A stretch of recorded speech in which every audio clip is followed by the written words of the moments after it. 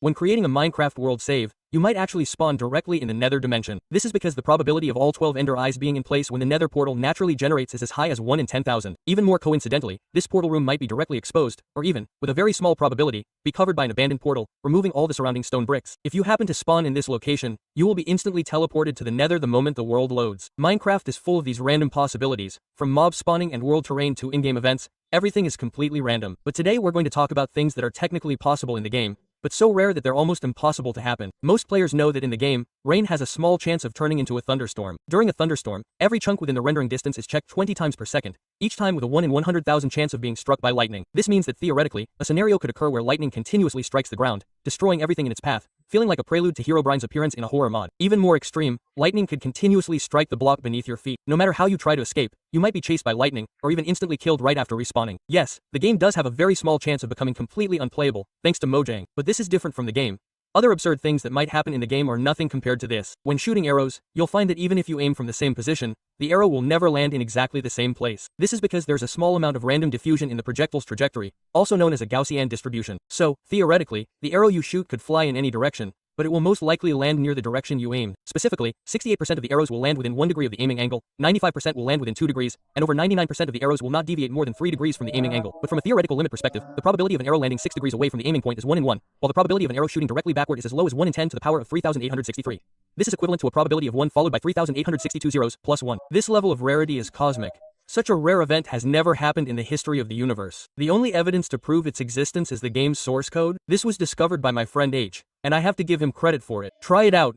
If you shoot an arrow like that on the server, you'll most likely be banned as a hacker. Probability also affects the growth of crops. Crops grow based on the game's random speed, which is the speed of change in the game world. If you're lucky, the crops you plant might mature instantly, but if you're unlucky, at certain points, these crops might never grow at all. In this sense, the game is either exceptionally kind to you or directly subjects you to famine. These situations are already rare enough, but the absurdity of world generation can go even further. Every tree in the forest has a 0.2 probability of generating a swarm of bees, meaning you might encounter an entire forest full of bees. A normally peaceful biome can become extremely dangerous if you accidentally bump into a single bee. While this doesn't affect game balance, it's an extremely rare occurrence. Desert biomes also have rare occurrences. Everyone knows that cacti usually only grow 1 to 3 blocks high, but in extremely rare cases, cacti will stack on top of each other, growing very tall. Theoretically, an entire desert could be filled with only tall cacti, looking like rows of bizarre skyscrapers, unnatural and somewhat eerie. Even more absurdly, withered shrubs are also randomly generated, so an entire area could be covered in withered shrubs, a terrain that human players are almost impossible to encounter. The generation range of villages is an 8x8 block area centered on the origin point, but as long as the houses are connected by roads, there is actually no clear limit to the number of houses in a village. Therefore, theoretically, there could be a village with 100 houses, looking like a miniature city, and each house has a small probability of being a blacksmith shop, and each blacksmith shop. The chests in the workshop might also respawn with the rarest loot, 21 diamonds. Calculated this way, the entire village's chests would contain over 2,000 diamonds. Now let's talk about the rarest creatures. Starting with the Enderman, we know that Endermen pick up and place grass blocks, and because this behavior is random, theoretically, an Enderman could communicate with you in real life using these grass blocks. For example, if you say, hello, to an Enderman, purely by chance, it might arrange the grass blocks to reply to you, although the probability is so low that it seems to defy the laws of physics. But mathematically speaking, it is indeed possible. However, the truly rarest creature is a baby zombie riding a zombie villager, wearing a full set of enchanted diamond armor, and wielding an iron sword in its left hand. Someone nicknamed this creature 4.3797, because its spawn probability is so absurdly low, roughly 1 in 163, or 1 in 10 to the power of 16.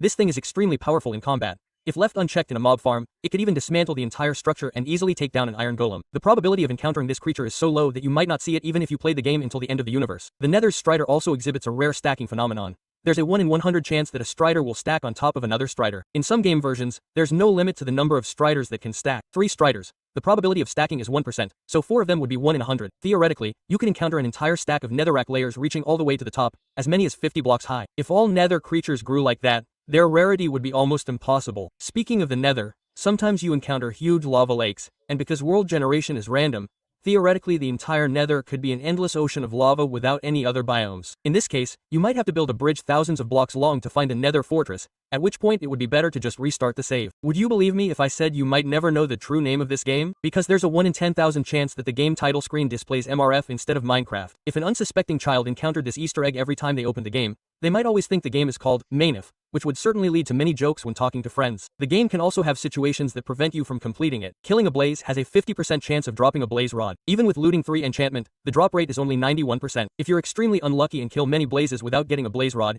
you'll be soft locked and completely unable to complete the game. But even worse than a soft lock is a game crash. A baby panda has a 1 in 300 chance of sneezing every second, and when it sneezes, there's a 1 in 700 chance of dropping a New Year's Eve ball. Theoretically, you might encounter a jungle teeming with baby pandas, who are sneezing uncontrollably and dropping slime, ultimately crashing your game. We've talked about a lot of unlucky things in the game, now let's look at the luckiest scenario.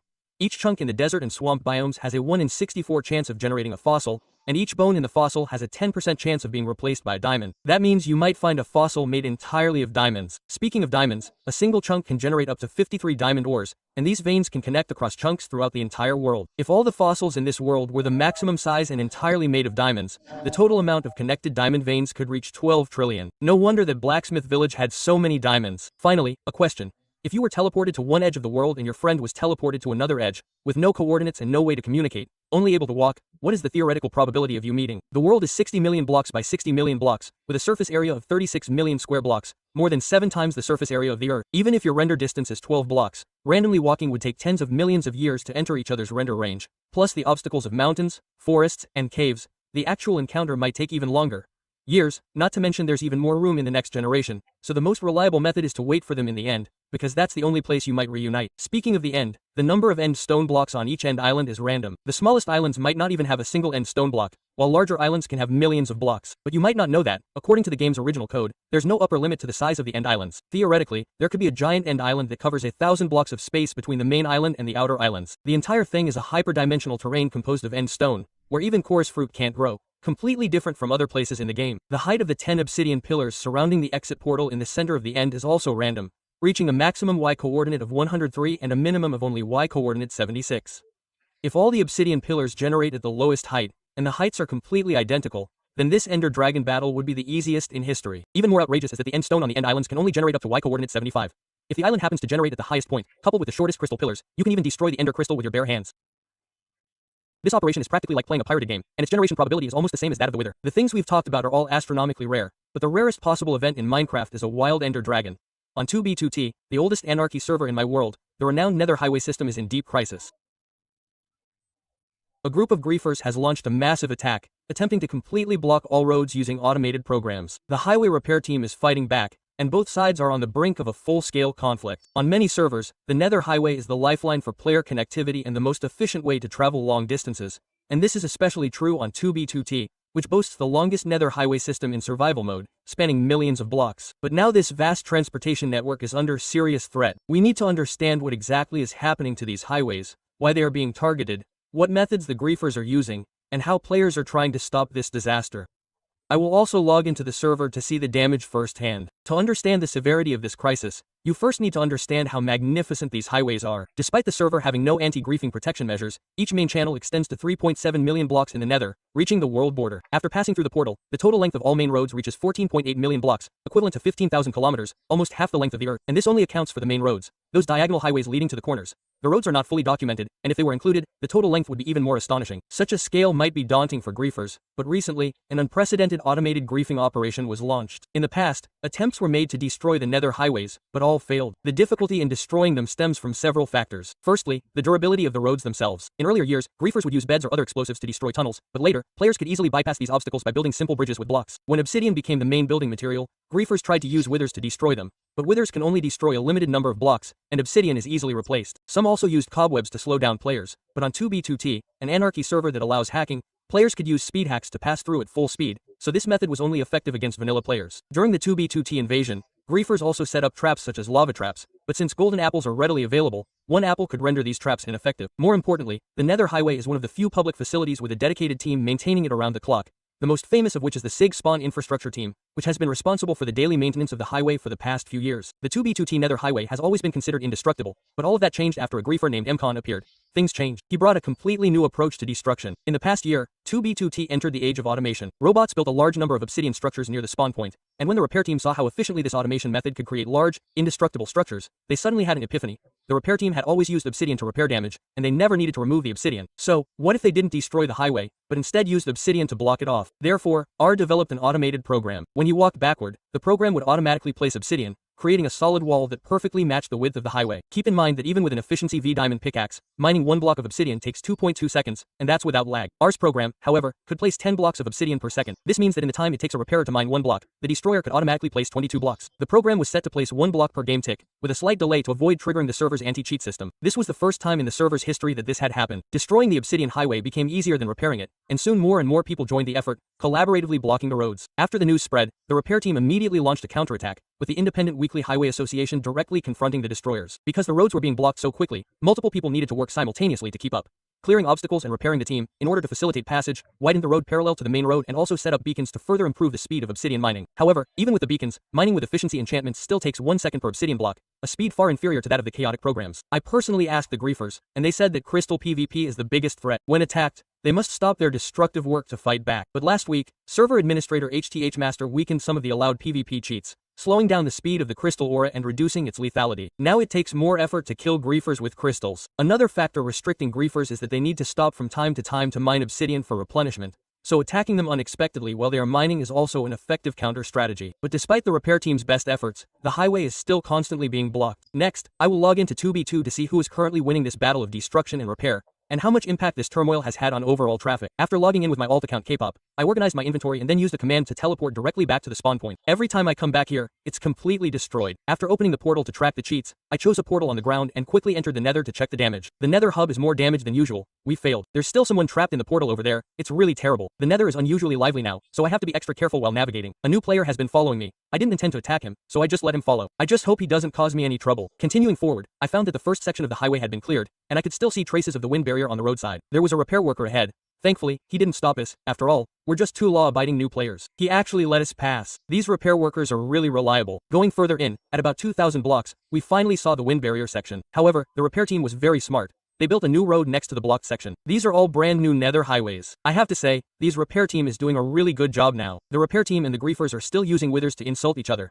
The content is too vulgar to describe in detail. The number of withers in front of us is astonishingly large. One wasn't enough, they actually released so many. The wind barrier situation ahead is getting worse and worse. The first section was cleared thoroughly, but there's still a lot of work to be done in the later sections. Fortunately, there's a small tunnel here for communication, but for long distance travel, this would definitely be a huge problem. We are still continuing deeper, and we must remain vigilant at all times. The griefers and repairers are still attacking each other with withers. The scene is very intense.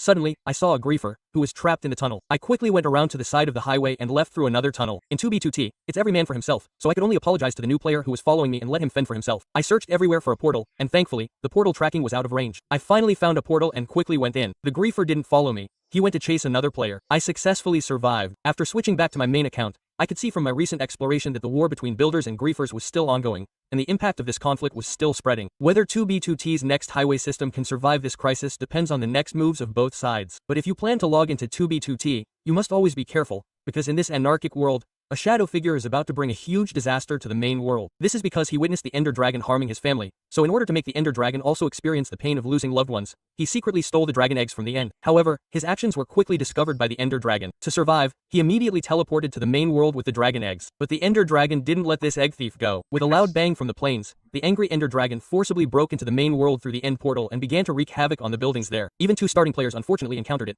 With the absence of the Dragon of Darkness, and at the same time, Mo Yinglong's departure also led to the opening of the Mo Di Kaiwo Tower. A large number of Mo Ying creatures began to appear without any explanation. The Mo Ying creature witnessed these destroyed villages firsthand, and he began to regret his reckless actions, believing that he had brought misfortune to the villagers and destroyed the once beautiful villages. To atone for his sins, he proactively found the surviving villagers and confessed that he had stolen the dragon egg, which led to the Mo Ying creatures chasing him here. Although the villagers were speechless about this, since things had come to this point, they could only try their best to find a solution. Sun Ming asked the Mo Ying creature to go to the village in the south to find an alchemist. It was rumored that he had a method to send the Mo Ying back to Mo Di. In order to help the Mo Ying creature find him successfully, the villagers even wrote down the alchemist's coordinates in a book. Then, the Mo Ying creature passed by a cave where flames were burning, and a spider crawled out from inside. It told the Mo Ying creature that a Mo Ying creature had broken into the cave not long ago, destroyed it with a dragon's breath attack, and wiped out its entire spider family. After hearing this, the Mo Ying creature honestly stated that he had taken the dragon egg, which led to the Mo Ying creature breaking into the main world. However, he would soon find a way to send the Mo Ying dragon back to Mo Di and end this disaster. The spider monster then decided to join him and search together. Before long, the two found the alchemist's house according to the coordinates and from the alchemist. The pharmacist told them that to send Mo Yinglong back, Mo Yinglong needed to take the dragon egg to an ancient library and place it in a designated location to obtain the item that would send him back. Coincidentally, the spider monster nearby happened to know the location of the ancient library, as it had ambushed several players there a few days ago. Thus, they arrived at the library, and through a quick search, Mo Ying noticed the special structure the pharmacist had mentioned. He then placed the dragon egg in the center of the torches, and the next second, a secret door instantly opened, revealing a Mo Ying crystal inside. With this item, Mo Ying could seal Mo Yinglong in the underworld. Just then, a violent tremor shook the surroundings. Mo Yinglong had found them. Without delay, Mo Ying immediately teleported back to the underworld, and Mo Yinglong soon followed. To permanently trap Mo Yinglong there, Mo Ying quickly placed the Mo Ying crystal on a pillar. With the crystal's restraint, Mo Yinglong could no longer return to the main world. Although the disaster was over, Mo Ying still felt guilty about the catastrophe he had brought to the main world. He felt like he was suffocating, bound by iron chains, imprisoned in this most heavily guarded prison. Escaping would require overcoming numerous obstacles, but the first hurdle, I might just die during this underwater trial. The chains bound me tightly. I couldn't move anything except my head. Even worse, I was at the bottom of the sea, so I had to find a way back to shore before my oxygen ran out. Time was running out, so I quickly checked my backpack. Damn it, what kind of junk is this? There was a wooden hoe, a red mushroom, and a whole bunch of seaweed. How am I supposed to play with this?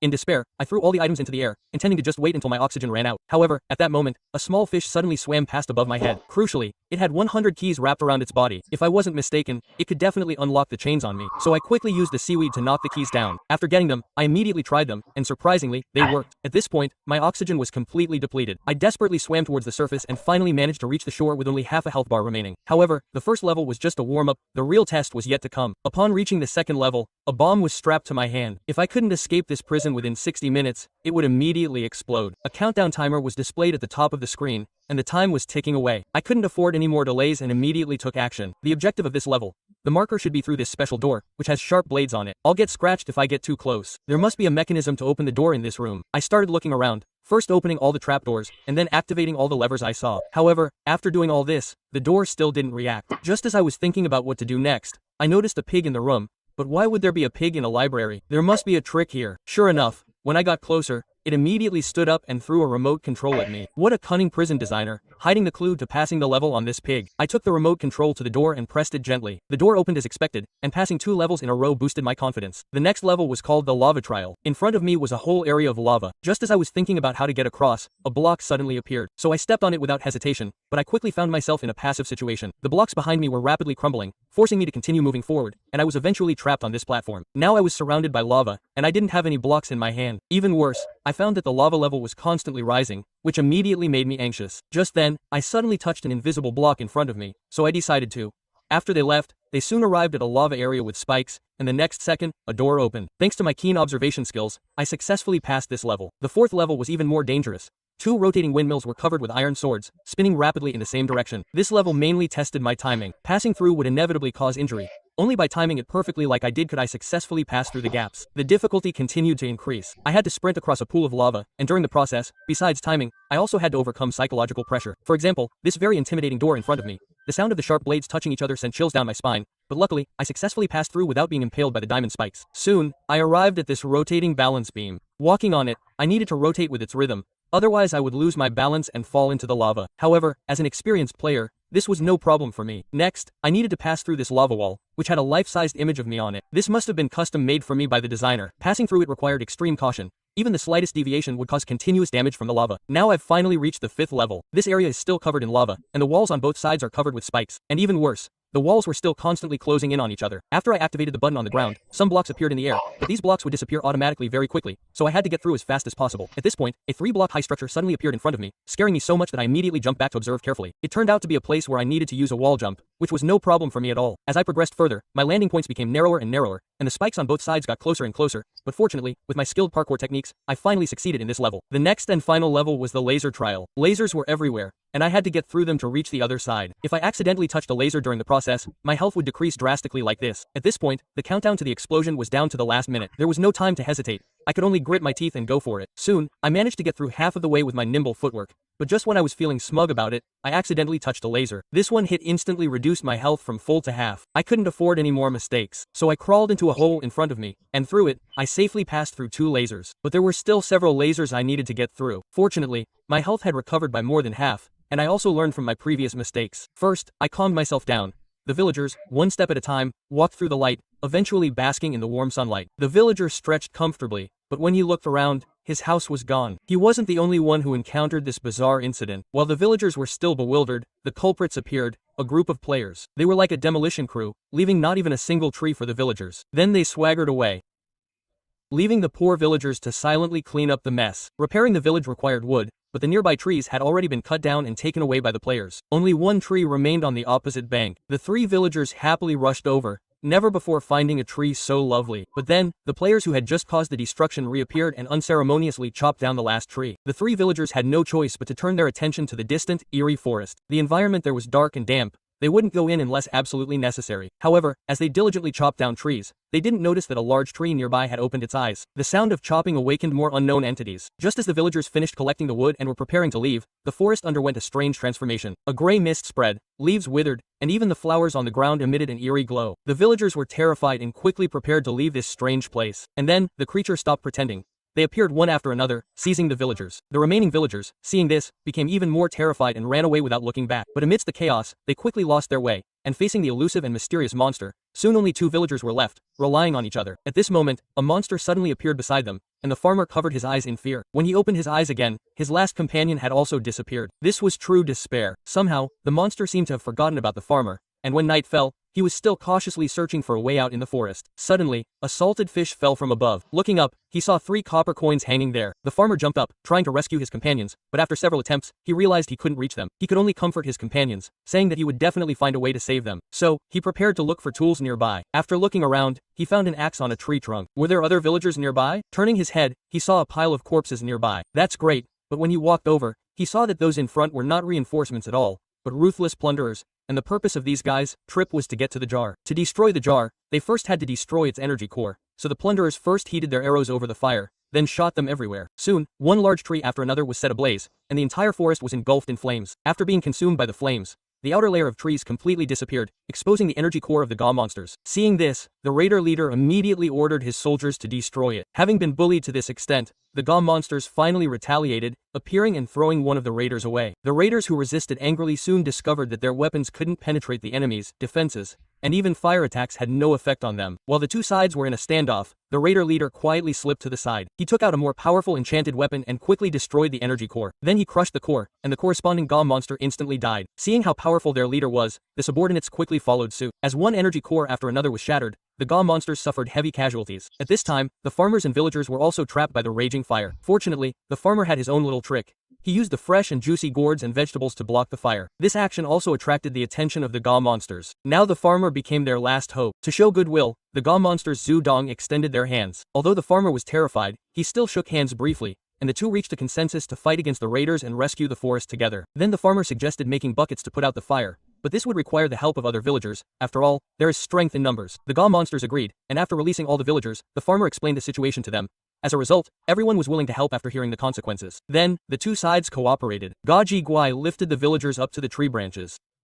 When the raiders tried to attack the energy core again, a stream of water descended from the sky and washed them away. The remaining villagers also began to show their abilities. The librarian threw bookshelves at the raiders, leaving them bruised and swollen. The baker threw cakes that stuck to their bodies, hindering their movements. The blacksmith's hammer struck their heads with a loud clang. Even the butcher's thrown meat caused 2 raiders to stumble. The most impressive was Shi Zhang, who, with a series of fluid movements, created several stones and then firmly protected the energy core inside. The raiders were now in complete disarray. The villagers prepared to add fuel to the fire. They combined several foods to create a terrifying ghost face, then used dried fish to carry it around the forest. The series of bizarre events almost scared the raiders to death. At this moment, Ga Ji Guai seized the opportunity to completely break the raiders' psychological defenses. They began to flee without looking back. The leader, confused, could only follow suit. Finally, they defeated these evil guys. The villagers danced with excitement, but their humming sounds reached the raider leader. He quickly stopped his subordinates, grabbed a crossbow, and fired a flaming arrow. The leaves were engulfed in flames, revealing the villagers' figures. It turned out that everything that had just happened was orchestrated by these villagers. The monsters caused trouble again. The raiders regained their confidence and launched a surprise attack. The villagers quickly fled for their lives. Ga Ji Guai quickly arrived to reinforce them, leading the villagers to the border. The so-called border was a restriction for the monsters.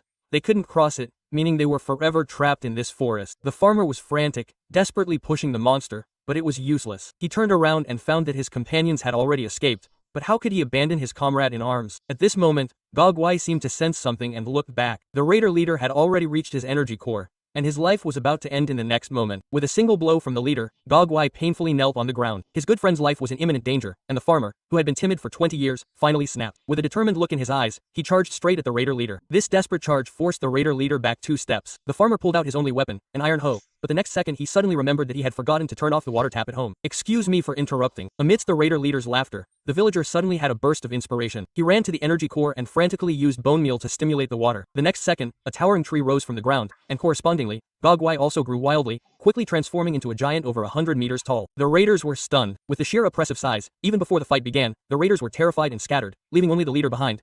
He was also prepared to fight back, believing that if they destroyed the energy core, they wouldn't necessarily lose. Thinking this, the leader, using the small grass creature's body, continuously dodged the monster's attacks, then seized an opportunity to spin and jump onto the monster's body. He was now very close to the energy core. Just as he was about to succeed, Longfu reacted quickly, throwing out a powder that instantly bound the leader tightly in vines. No matter how much he struggled, it was useless. Then, the monster grabbed the vines and casually threw the leader away, turning him into a shooting star. The crisis was finally averted, and everyone was filled with joy. This incident forged a deep bond between the villagers and the monster. But in this joyful atmosphere, two dog players reappeared. As if oblivious to everything around them, they began chopping down a large tree. But the monster wasn't a kind villager. It grabbed the players like chickens, hanging them upside down. A pile of stolen wood fell to the ground. The villagers rejoiced. Imagine if Minecraft became a reverse game. You've just created a new world, but your spawn point is in the Nether, and your task is to defeat the Ender Dragon and return to the overworld. In this situation, how would we complete the game? First, create a hardcore mode save file. I randomly spawned underground, my inventory completely empty. If this were the overworld, I would immediately start gathering resources. How can I obtain resources in the Nether? The only way I can think of is to dig up the Nether ward, then provoke the Nether golem by staring into its eyes, hide in a cave to kill the Nether golem, and obtain Nether pearls. Using this method, I obtained 3 Nether pearls. The next problem to solve is food. Fortunately, there are many Nether wart plants available in the Nether.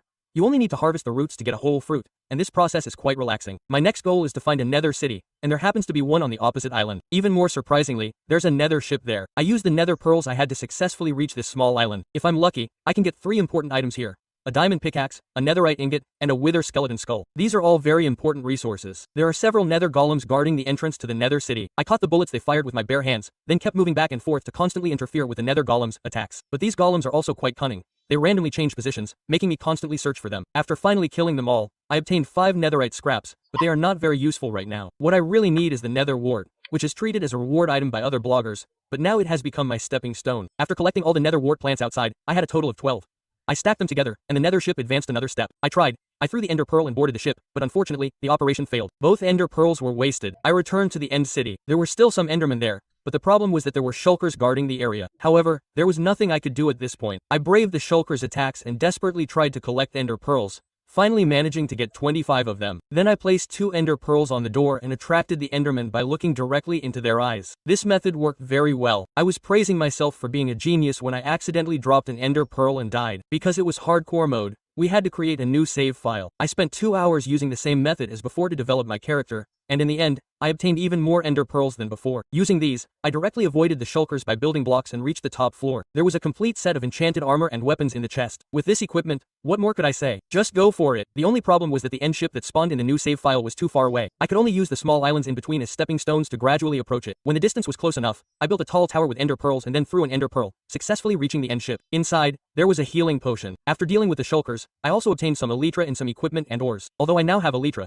thorns, but no fireworks, we still can't use them. I can only continue to travel between the islands using the Ender Pearl to collect resources. I dug up 12 stacks of Ender Pearls, brought a bunch of chorus fruit, then jumped down from a high place, using the thorns to glide. After seeing the Dragon Island, I landed directly next to the Ender Crystal, and then used the Ender Pearl to block the crystal and trigger the explosion. Using this method, I destroyed all the crystals, and then I started a duel with the Ender Dragon. Without a bed, a powerful weapon, I could only use a diamond sword to slowly wear it down, and eventually killed it. Just like that, we successfully killed the Ender Dragon and opened the portal. This is my luxurious villa in the game. Even mice would shake their heads in disapproval, and thieves would leave 100 yuan before leaving. But today I'm going to take revenge on it, using the rarest blocks in the game to build a unique luxury house. First, starting with the simplest pink wool, its spawn probability is as high as 0.164%. Isn't that a sure thing? I collected a lot of materials to make fireworks, and then started wandering around the map, but I didn't find any pink sheep, but unexpectedly encountered a mushroom island. Since I'm here, I'll collect some mycelium blocks first, which is also one of the rare blocks in my plan. In this way, I successfully collected the first mycelium block using my precise mining skills. Then, I continued to look for pink sheep, and after flying for another half an hour, finally I a pink sheep was found on the coast, and after killing it, I obtained a second pink wool block. Then, I returned home and placed the 2 blocks down at once, instantly making my little house dazzling. Next, I started searching for deep-level emerald ore. Some might say, shouldn't ancient debris be the rarest? But actually, deep-level emerald ore is even rarer. For example, I dug in the mine for more than 20 minutes and didn't see a single one, and it took another 15 minutes before I finally encountered one. After returning home and placing it down, I made a jukebox, which is also one of the rare blocks. The next target is netherite blocks. Taking the TNT I prepared beforehand, I went to the nether. One netherite block requires 36 ancient debris. By constantly bombing with TNT, I quickly dug up 11 ancient debris, but then an accident happened. The mine was flooded with lava, but luckily I had a totem of undying, which saved me. Just a side note, this is hard mode, and if you die, you lose everything. After bombing for another half an hour, I finally successfully collected 36 ancient debris, but I still need to dig 5 more, because in addition to netherite blocks, ancient debris itself is also a rare block. I also need to make another block. After I collect all the blocks, I return to the overworld again. Now my little house has 3 more rare blocks, and next I will collect. The difficulty of the block puzzles will increase, until finally, many blocks that even veteran players have never seen before will appear. I went back to the nether again, this time going directly to the fortress to farm wither skeletons. That's right, this time I'm collecting beacons. After getting 4 wither skeleton skulls, I returned to the overworld, found a good spot, dug a hole, and prepared to summon the wither. I used blocks to trap the wither, blocking its attacks, and then shot at it from a distance with an enchanted bow, slowly wearing it down until it died. Finally, I obtained a nether star and successfully crafted a beacon. Next, I needed to collect 5 coral blocks. They are the rarest blocks in the ocean biome. Fortunately, I was lucky this time. There was a shallow warm ocean near my hut, and I easily dug up 5 coral blocks. Now my hut is quite large. Next, I need to collect the heads of various creatures. First, I asked the Ender Dragon to build a house in the end. The Ender Dragon kindly agreed and even insisted on giving me a dragon egg before leaving. Next, I needed to use a charged creeper to kill other creatures to obtain their heads. On a dark and stormy night, I used a trident to summon lightning, causing the creeper to evolve gloriously, then led it to a skeleton and made it self-destruct, successfully obtaining a skeleton head. Following the same process, I also obtained a zombie head and a creeper head. Now I put the 5 monster heads on display. It looks pretty good, not. It's ugly. Oh no. Next, I need to obtain all the baby mobs. I found the flatlands biome and then dug up a lot of dirt. Now I have to collect all the dyes in the game. Red, blue, yellow, light gray, pink, and black. After finally gathering all the colors, I used the crafting table to make them into terracotta blocks one by one, and then smelted them in the furnace. Finally, I obtained all the baby terracotta blocks. The game process now enters the 3rd stage, and I'm going to start acquiring those truly rare blocks. First is the nether portal frame. I switched the game to version B1.9, then recollected resources and developed for a while, and found the nether portal. The old version of Notch was worried that we wouldn't be able to find the portal, and even specially created this glass tower. But before going down, I have to kill some creepers to collect some gunpowder,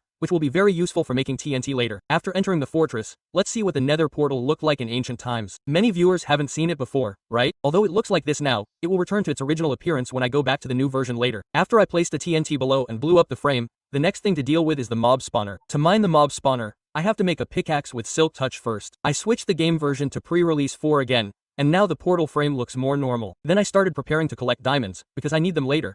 There are still many places where I need to use it, so I exploited a version glitch to duplicate the diamonds. After mining some obsidian to make an enchanting table, I spent another hour upgrading it. The upgrading process in this version was incredibly slow. It took me a full 3 hours to reach level 30. Then I enchanted the diamond pickaxe with silk touch and successfully mined the spawner. The next step is bedrock. First, I made a bunch of end crystals, then went to the nether to collect blaze rods and ender pearls, because you have to kill the ender dragon to get bedrock. Speaking of the ender dragon, I have to admit that being young is great. I just poured water on it to kill it. Then I came to the bedrock area, replaced the bedrock on top with crystals, and then placed 4 crystals around it. After an explosion, everything calmed down, but no bedrock dropped. Don't panic at this point. We'll go back to the overworld and search around, and finally, we'll find the bedrock that fell on the ground. The final step is how to bring the 3 glitch blocks into the new version. First, find a place in the nether to place a chest, then put the 3 blocks into the chest, then switch to the new version and go to the same place. The chest is still there. Now let's see if the glitch blocks are still there. Success or failure depends on this. BR actually works. No way. Just like that, my unique block house in Minecraft was successfully created. It's made of all the rare blocks in the game. Let's see who dares to laugh at my house now.